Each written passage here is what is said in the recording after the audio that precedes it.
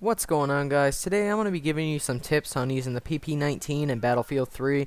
Now, this gun isn't what I'd say a top tier gun. It's a pretty bad gun, come to think of it, but at close range it seems to be alright. Pretty much because it has 55 bullet clips and it has a pretty good fire rate, but the big downfall to this gun is the accuracy. Its accuracy is probably the worst gun in the game, I'd say. Um, I really think aiming down your sights with this gun makes it even worse.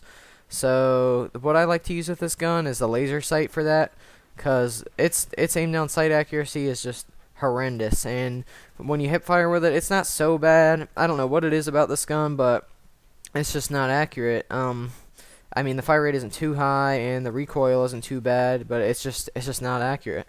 It's probably one of the best personal defense weapons in Battlefield. Most of the submachine guns and stuff aren't too good in Battlefield, I'd say, but they're probably the most underpowered guns in the game. But I found a few classes that I'll be giving you guys just to use them and have a little bit of fun. But the PP19 isn't a gun that you go into rush and use. I suggest you only use this in close quarters because it's just really bad at medium and long range. It's only good at short range, and I wouldn't even say it's pretty much good. But as you see here, I have the red dot sight on as well. That's because this gun's iron sights aren't too well either, just like a lot of the guns. And I just like the Cobra red dot sight more than the red dot sight for some reason.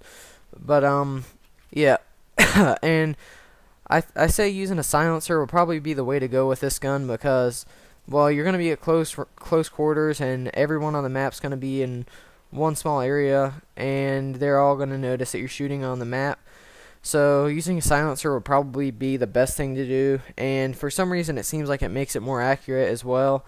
Don't know the meaning behind that, but whatever. I'd just say use a silencer, use the red dot, and use a laser sight. That's probably the best attachments you'll be using in close quarters for this. And burst firing with this gun doesn't seem to help either, so don't even try and burst fire at medium to long range, because from what I've experienced, it just makes it even worse. And there's not much to even explain about this gun because it's so unpredictable about how it's gonna go. I got it and I thought it was gonna be a pretty good gun. I mean, it's just something fun to use, and the clip size is what makes it fun to use. I'd say more fun than most of the other personal defense weapons, because most of them have about 20 bullets, 20 to 30 bullets. Most of them, they don't even have 30 bullets most of the time unless you put extended mags on them. But yeah, this gun comes with 55, so that's one reason it's better, and it seems like it has a little bit of a higher damage, but that's if you can get the bullets to actually hit. But it's pretty much like you're using a shotgun with it's got a shotgun barrel on it. It seems it's so inaccurate. There's no way to describe it. And how you unlock this gun though, you have to. I'm pretty sure you have to capture 10 flags. You win a few games of conquest, and you play 2 hours on Karkin. And the fastest way to do this, don't play close quarters, because flag capping in close quarters does not count towards your flag caps. Because I went in there and I was like, man, this is going to be so quick. You can cap flags in like half a second, so I'm going to get this over with in like half a second. But I was just sitting there wasting my time, so don't play close quarters and try and get those flag caps, because it's not going to work. That's a little tip for you so you don't go and waste your time. But you have to go play 2 hours on Karkin, like I said.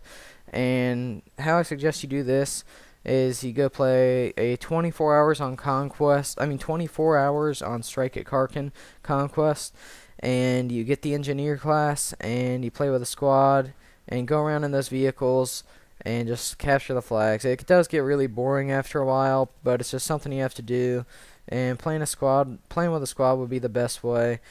And yeah, it's gonna get really boring, I'm gonna tell you that right now.